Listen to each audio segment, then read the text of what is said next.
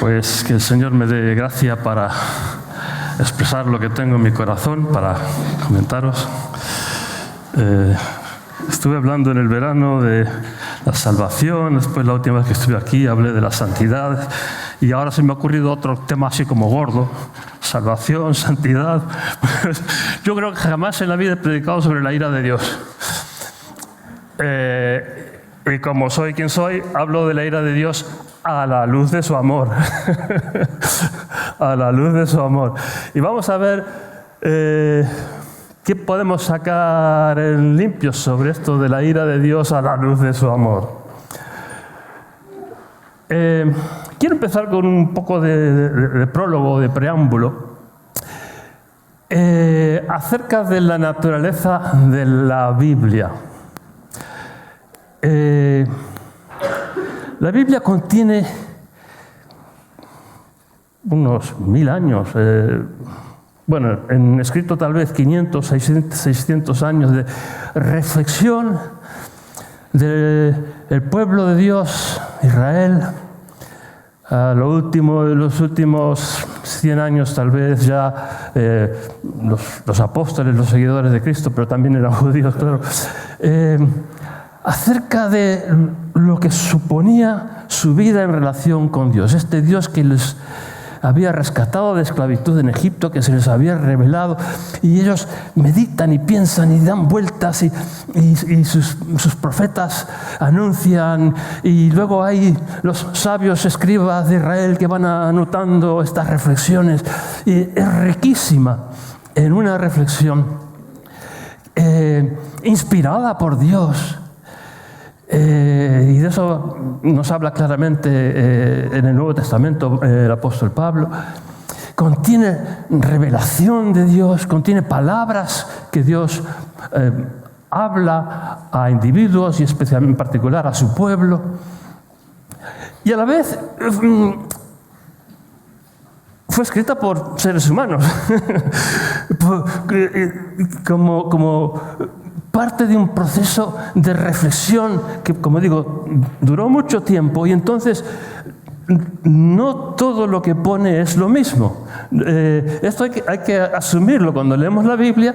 Estamos leyendo un proceso muy dilatado en el tiempo de reflexión y de pensar y de orar y de buscar a Dios, en el que las palabras escritas antes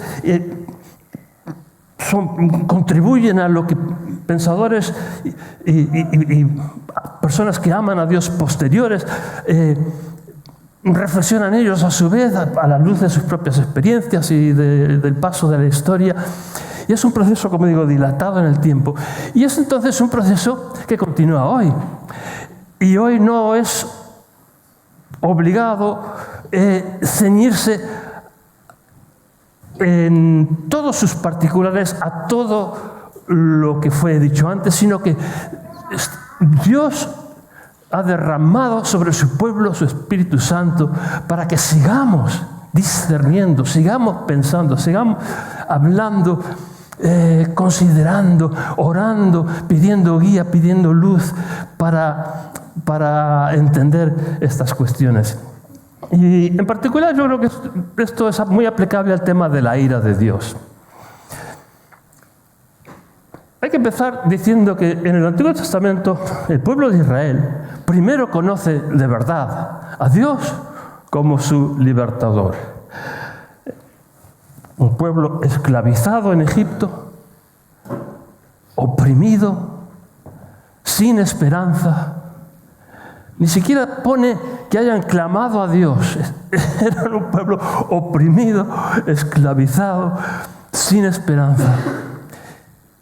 Y por medio de Moisés conocen a Dios. Dios se les revela en primera instancia como libertador, como el que ha visto el sufrimiento, ha visto las dificultades de sus vidas.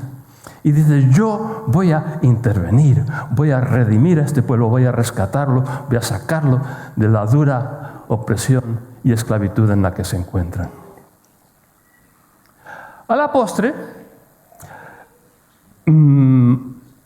hay más revelación, más reflexión acerca de quién es este Dios que les ha liberado, y encontramos el tema de la ira de Dios.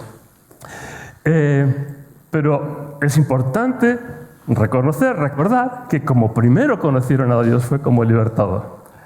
Pero claro, luego, pensando acerca de la creación y todas estas, lo que encontramos en los primeros libros, los primeros capítulos de Génesis, encontramos que su concepto de Dios no distaba mucho de lo que podía pensar cualquier persona pagana de su entorno acerca de un Dios iracundo y vengativo, rencoroso, lleno de rabia. Un Dios que cuando ve los pecados de la humanidad dice, los voy a destruir todos. Y de paso, por si se me escapa alguno, pues todo el resto de la naturaleza también, los árboles y los animales y todo lo que no pueda nadar, lo voy a arrasar con todo. Total, ¿qué más me da? Es un poco la impresión que da. Un Dios iracundo, rabioso, que no reflexiona acerca de que tal vez entre toda esta gente, no solo Noé y su familia, sino quién sabe quién más, podría merecer una segunda oportunidad. Bueno, esto es importante reflexionarlo, de que Dios no tolera la maldad, no tolera el pecado, y que esto le irrita. Es importante saberlo, reconocerlo.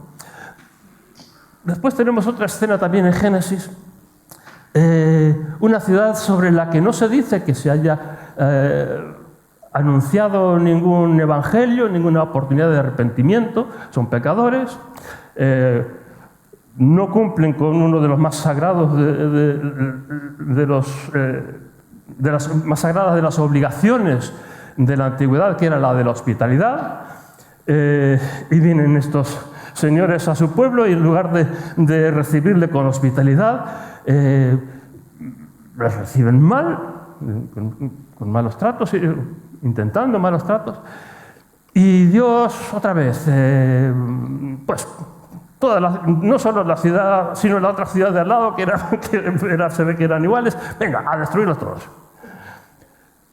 Y ya está. La ira de Dios, el enfado de Dios. Luego vemos ya en el libro de Éxodo y más adelante, la ira de Dios cuando el pueblo en el desierto no se acaba de enterar muy bien de muchas cosas. Hay uno que sale a recoger leña el día sábado, nada, matarlo. Cuando Moisés sube varias veces, porque se ve que Moisés era muy dedicado a esto de subir las montañas, ¿cómo se llama? Alpinismo. y le vemos ahí en Éxodo y tal, pues está siempre subiendo la montaña, a la cumbre de la montaña, y para sus encuentros con Dios. Y Dios le da las tablas con los mandamientos, y cuando están ahí en eso, pues el pueblo hace esta estatua de un becerro de oro, y Dios dice, los voy a destruir a todos. Voy a acabar con todo Israel, con todos estos esclavos que he rescatado de esclavitud. Y Moisés dice, no, vamos, recapacita, Señor, vamos a ver. Es que, mira qué va a pasar la gente, que les has rescatado y luego en el desierto los has matado, pues mira qué mal vas a quedar. Y entonces Dios, vale, porque tú me lo pides, porque si no, vamos. La ira de Dios. Luego, también en estos primeros libros del Antiguo Testamento, el genocidio contra los cananeos. Otra vez, a los cananeos no se les predica ningún evangelio, no se les da una segunda oportunidad de nada, sencillamente son gente mala y hay que matarlos, a todos, exterminarlos, porque adoran a otros dioses. Hombre, pero a ver, ¿quién les ha dicho que había que adorar a este y no a los que adoran? Bueno, a todos, matarlos a todos, genocidio. La ira de Dios.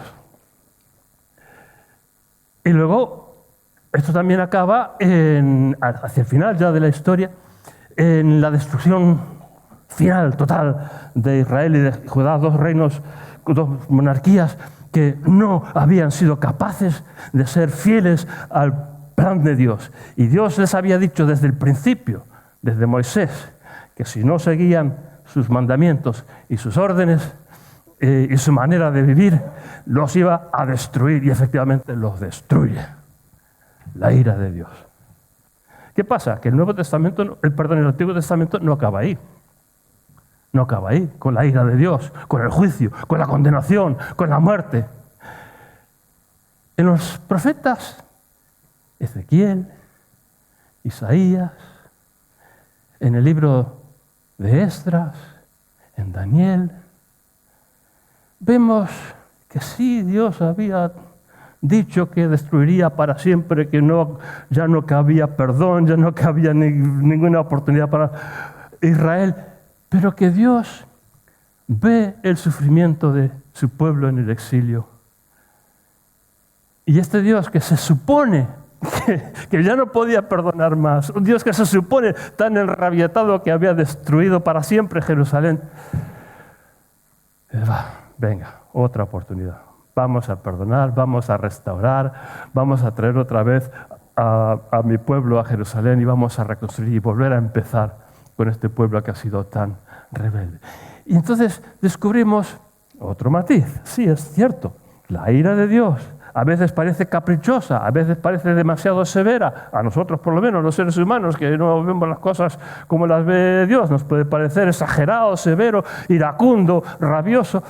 Pero luego hay esta otra realidad de que Dios ve el sufrimiento que Él mismo ha provocado con su juicio, con su condenación, y Dios mismo se arrepiente del mal que ha hecho o de su ira, y perdona, da otra nueva oportunidad, reconstruye un nuevo empezar, una nueva esperanza. Y con esta idea de que Dios, a pesar de su ira y a pesar de sus promesas de no perdonar, de su decir, pues si seguís por este camino os voy a destruir, a pesar de todo, Dios acaba perdonando. No es la misma idea que la de Génesis,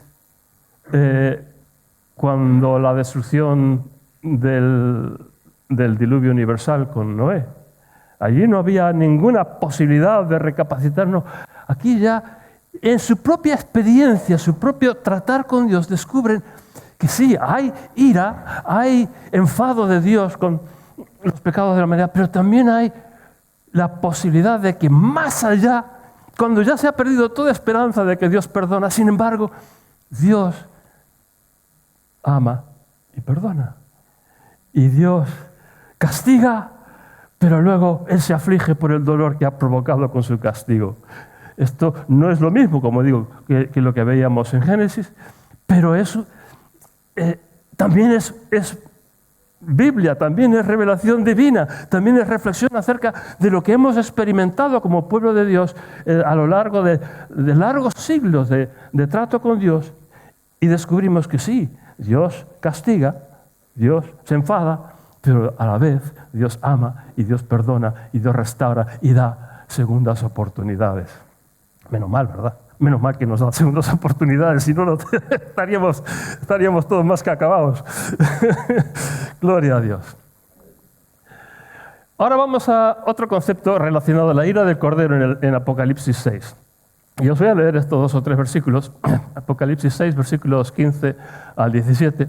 Entonces los reyes de la tierra y los nobles y generales y adinerados y poderosos, como también todo esclavo y toda persona libre, se escondieron en las cuevas y entre los peñascos de las montañas.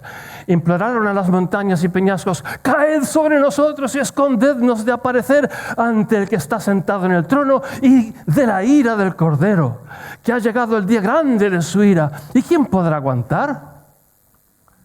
Hombre, ya no estamos en Génesis, ya estamos en Apocalipsis, el final de la historia.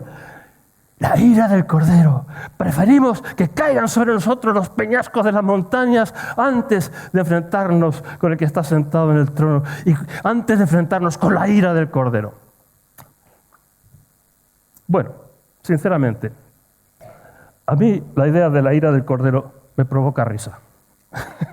Me parece que es una escenificación de tipo cómico, Pensar en todos los grandes y poderosos y ricos y influyentes, los reyes de la tierra, los nobles, que tienen miedo de un corderito. Un corderito. ¿Qué puede hacer un cordero que te provoque tanta ira? Pues lo que está haciendo aquí Juan el revelador es hablarnos de la conciencia intranquila de la humanidad, que se asusta por sus miedos, porque se saben culpables, y hasta un cordero es capaz de espantarlos. Toda la humanidad espantada, no porque un cordero de miedo, están espantados porque su propia conciencia les acusa. Se saben culpables. Y entonces hasta de un corderito se espantan. Esa es mi manera de entender esto. Es verdad que en el resto del libro de Apocalipsis tenemos escenas de guerra y de castigo y de ira de Dios, y vamos a volver a hablar de esto más adelante. Pero concretamente el tema de la ira del Cordero, a mí me parece que es un intento de meter algo de ironía, de reírse de estos poderosos que se asustan de cualquier cosa, porque saben que son culpables. Bien, ahora sigamos con el Nuevo Testamento, el tema de juicio divino en el Nuevo Testamento. Está claro que Jesús habla en diferentes puntos de perder el alma, por ganar lo terrenal, perder lo que es eterno. Habla de arder en el Gehenna, que ya os he comentado en alguna otra oportunidad, era el vertedero municipal de Jerusalén, como que tienen la consideración de basura y van a acabar en el vertedero ardiendo con toda la demás porquería de la ciudad. Habla de un juicio entre ovejas y cabritos,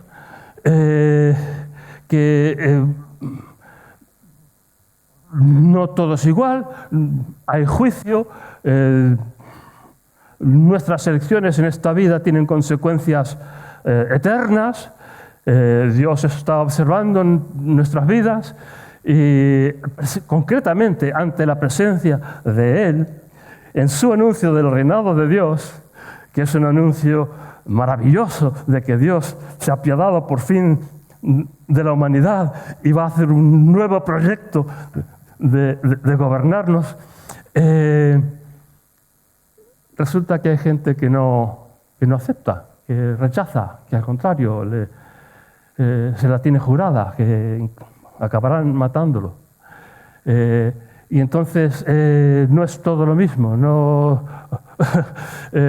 Ante el anuncio del reinado de Dios, o lo aceptas o estás optando por algo que para ti va a tener consecuencias muy negativas. Entonces Jesús habla de juicio eterno, habla de perder el alma.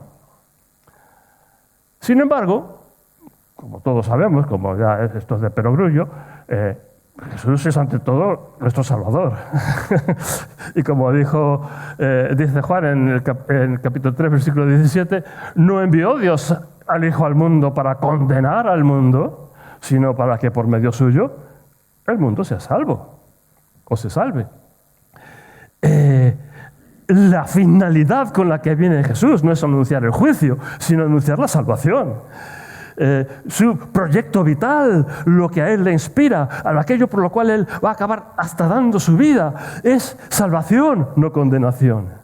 Entonces, Jesús no es nuestro condenador, no adoramos al condenador, adoramos al Salvador. Gloria a Dios. Y esta es, a pesar de esas ocasiones donde Jesús habla de juicio, el resultado final, la imagen última que tenemos de Jesús es como Salvador, como alguien que trae esperanza y alivio y gozo y ganas de alabar, como hemos alabado hace un ratito aquí en esta comunidad. Ahora, en Pablo vemos algo muy parecido. Sí, hay Hay juicio y muerte, concretamente bajo la ley, cuando vivimos el agobio de tratar de cumplir una serie de obligaciones pesadas que a veces ni sabemos por qué nos las han hecho, y entonces estamos ahí condenados bajo la ley, y hay juicio, muerte. Es verdad. Pero Pablo lo que viene a anunciar y a predicar es que por el Espíritu, por la gracia de Dios, hay vida, hay alegría, hay esperanza, hay libertad. Somos libres para vivir vidas maravillosas, llenas de alegría y de buenas obras y de reconciliación. A ver, ¿dónde está? Aquí. Reconciliación. Cosas maravillosas que nos otorga la vida del Espíritu. Entonces sí, es verdad, Pablo también hay juicio, muerte, condenación, pero su mensaje es la vida del Espíritu, que es vida y de libertad. Y como sabemos, entonces, si podríamos resumir el mensaje de Pablo con una sola cosa, sería esta, la idea de la salvación por pura gracia, no por merecimientos. No es que nos merezcamos la salvación, no es que nos merezcamos ningún favor de Dios. Es por su generosidad, por su amor, por su gracia, porque Él quiere.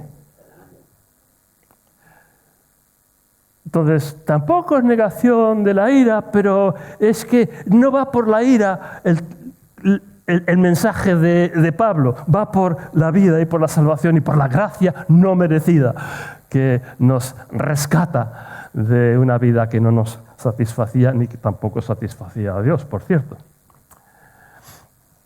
Y en el Apocalipsis tenemos escenas terribles de guerra, de conflicto, y observamos un enfado monumental de Dios y guerra sin cuartel contra todo el mal, toda maldad, crueldad, insolidaridad en la sociedad humana y en las relaciones personales. Concretamente, contra toda la maldad y la crueldad y la violencia del Imperio Romano. La bestia, la gran meretriz, iba a decir una palabra un poquito más fea, con la que, como describe Pablo a Babilonia, que viene a ser Roma. Con una sociedad capaz de hacer del sufrimiento y de la muerte humana un espectáculo. Y Dios, claro que se enfadan, esto no puede ser. Hay injusticias que claman al cielo, como decimos. Esto lo dice hasta quien no cree, habla de injusticias que claman al cielo. Hay cosas que son intolerables, que tienen que ser juzgadas, tienen que ser castigadas. No puede ser que la maldad, la crueldad, la muerte, o sea, matar, crímenes de género, violencia sexual. Hay cosas que dan asco a todo el mundo y da asco a Dios también. Y es importante que así sea.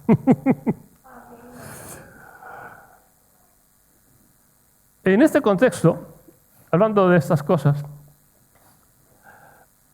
descubrimos que al final de todo, Dios va a destruir lo que llama el dragón o la serpiente de antaño, entiéndase la serpiente del Edén, por donde entró el pecado a la humanidad. Pero no solo va a destruir al dragón, que es el contendiente de las guerras en el cielo. El Apocalipsis tiene guerras en el cielo y guerras en la tierra. Y en el cielo, pues uno de los, digamos, el malo es un dragón que con su cola arrastra 1/3 de las estrellas del cielo, se las lleva consigo. Hay que considerar que en aquella época se consideraba que las estrellas eran seres espirituales, los astros eran dioses, las estrellas eran seres espirituales de signo positivo o negativo. Y como digo, la cola del dragón se lleva 1/3 de ellos, de estos seres espirituales, detrás de sí. Y hay esta guerra, pero al final del Apocalipsis va a ser destruido. No solo él, sino todos los que le siguen en esta tierra serán destruidos. Y aquí entonces entra la mención, aparece 3 veces la idea en el Apocalipsis de la segunda muerte. La idea sería, morimos, seremos resucitados, todo el mundo, toda persona que haya vivido, y entonces hay una escena de juicio, y algunos, la serpiente y todos sus seguidores, quiere decir los seres humanos que han optado también por este camino, se enfrentan a la segunda muerte, que es un lago de fuego que nunca se apaga. ¿Y qué sería eso? ¿Qué sería esa segunda muerte? Bueno, aquí es donde la reflexión continúa y yo hago mis propias reflexiones y no, lo que yo digo no es como puedo decir, palabra infalible, no. Pero llevo muchos años predicando y pensando sobre estas cosas y mi idea de esta segunda muerte sería que es obvio, es evidente, a lo largo de toda la Biblia y de toda la historia de la humanidad, que al ser humano Dios nos ha concedido el don de tomar decisiones, el don de la voluntad. De decir, yo quiero hacer esto, por tanto lo hago, o no quiero hacerlo y por tanto no lo hago. Dios nos ha concedido la libertad para hacer lo que decidimos hacer, para decir lo que decidimos decir, para ser quien decidimos ser. Nuestros actos son actos coherentes con nuestra propia capacidad de decisión. Y lo que decidimos, Dios lo respeta.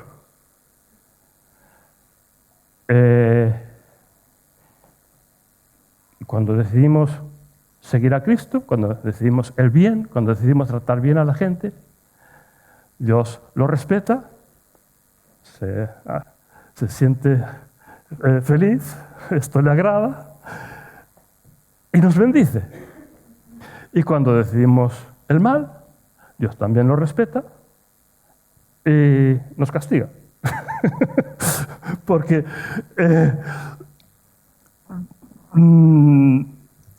respeta nuestra decisión. ¿Tú quieres vivir así? Pues esto tiene sus consecuencias.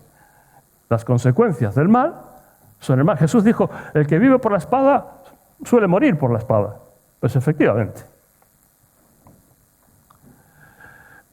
Entonces, en su infinita gracia de habernos concedido la capacidad de decidir nuestro propio destino, a quien la idea de vivir eternamente en su presencia, en un mundo restaurado al orden que Dios siempre ha querido para su creación, un universo lleno de amor y paz y felicidad, sin crueldad, sin maldad, sin vicios, una existencia de eterna pureza y alegría y bondad, a quien eso no jamás le ha apetecido ni le va a apetecer. Dios le concede la gracia.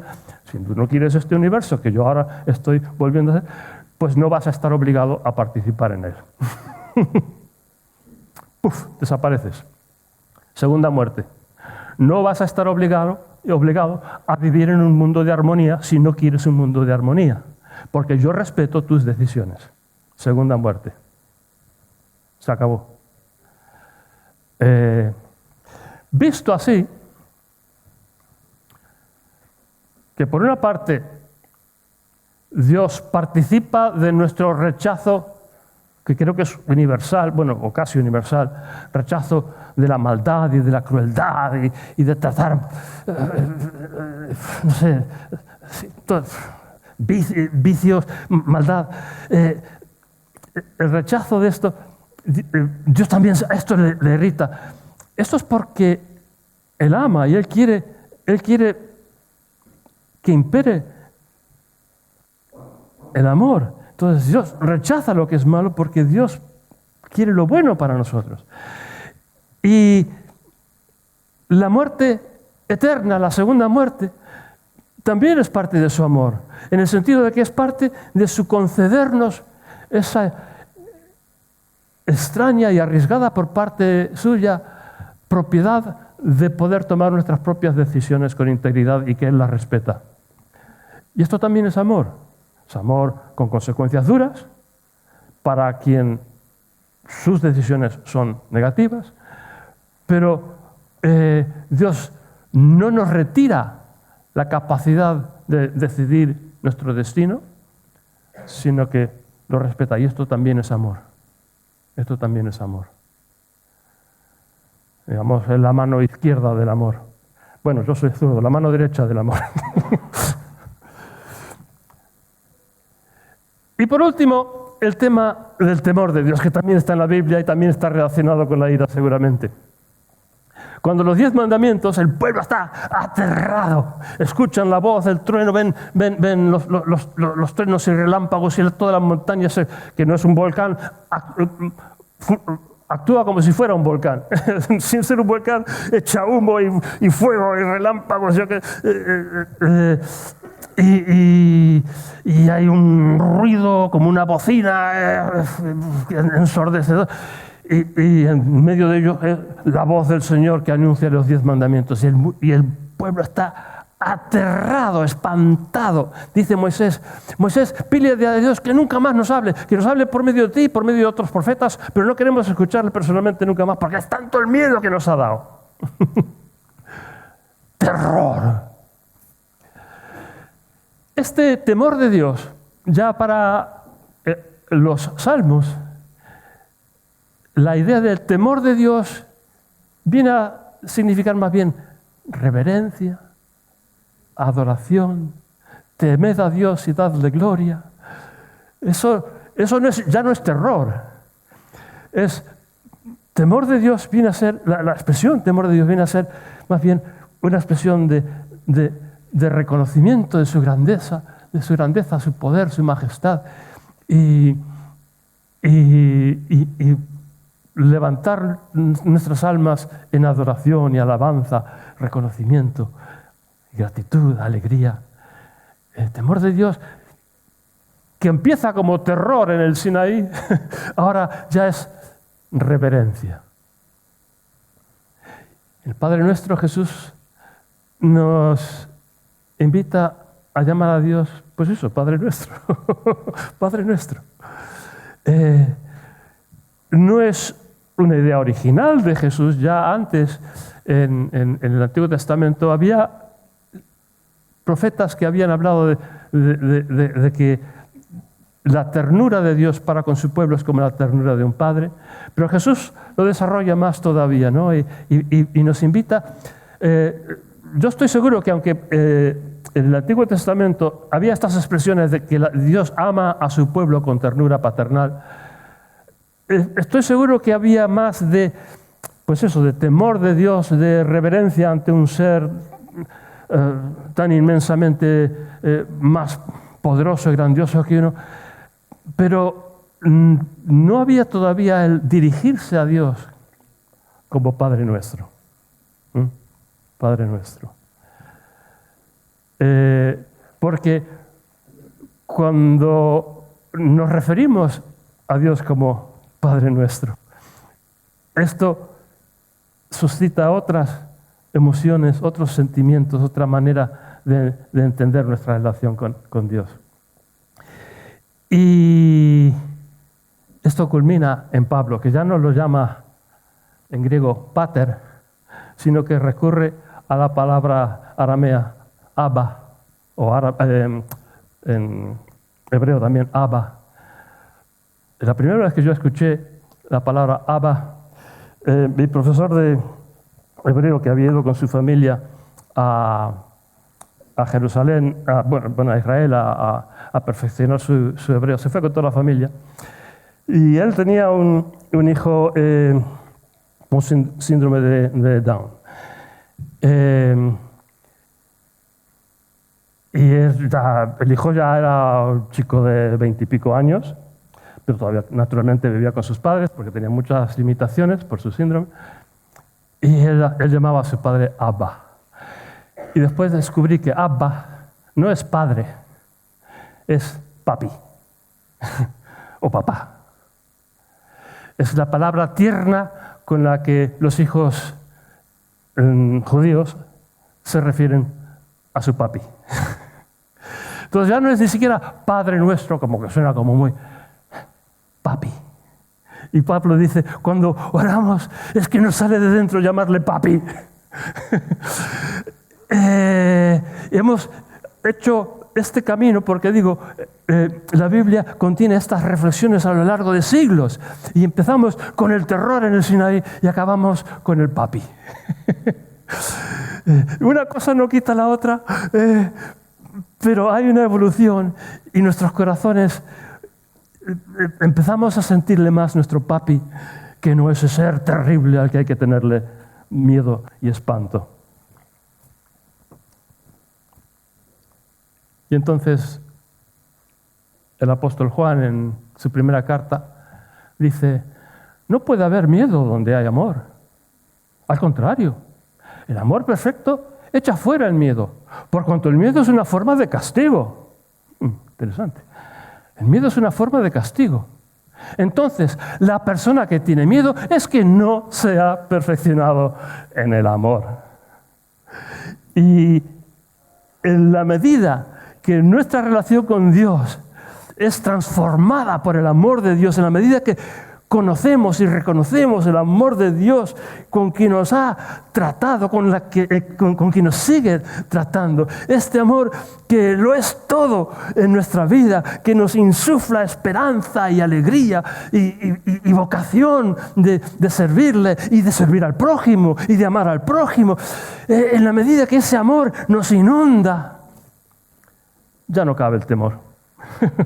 Y si todavía andamos con miedo de Dios, es que todavía no hemos conocido del todo, no nos hemos perfeccionado del todo en el conocimiento del amor de Dios. Porque en cuanto conocemos de verdad su amor, se nos va el miedo. Es un poco como lo que había dicho Pablo, de que la ley es muerte, pero el Espíritu es vida. Porque en el Espíritu, y en el Espíritu de amor, en el Espíritu de Cristo, ya no caben ni la muerte, ni las cargas pesadas, sino todo es espontáneo, es luz, es amor, es bonito. No hay nada que temer, solamente amar. Entonces sí, la Biblia tiene la cuestión de temor, pero no acaba ahí. En conclusión, sí, Dios se irrita, se enfada al vernos crueles, malvados, insolidarios, egoístas, tramposos, ladrones, violentos. Sí, Dios se irrita. Esto no le produce a él ningún placer. Todo lo contrario. Le pone de los nervios. A la vez, sin quitar aquello, nos ofrece por su gracia aprender a amarnos unos a otros y amarle a Él como nuestro papi, que nos ama y que nos perdona. Es eso, amén, muy bien dicho. Amén. Y de hecho, ya con esto he terminado, salvo que quiero terminar con una oración. A ver, entonces, papi.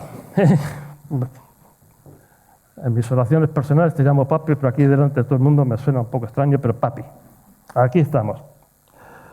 Tus hijos, tus hijitos y tus hijitas que te queremos, que vamos por la vida cogiditos de la mano con tu mano,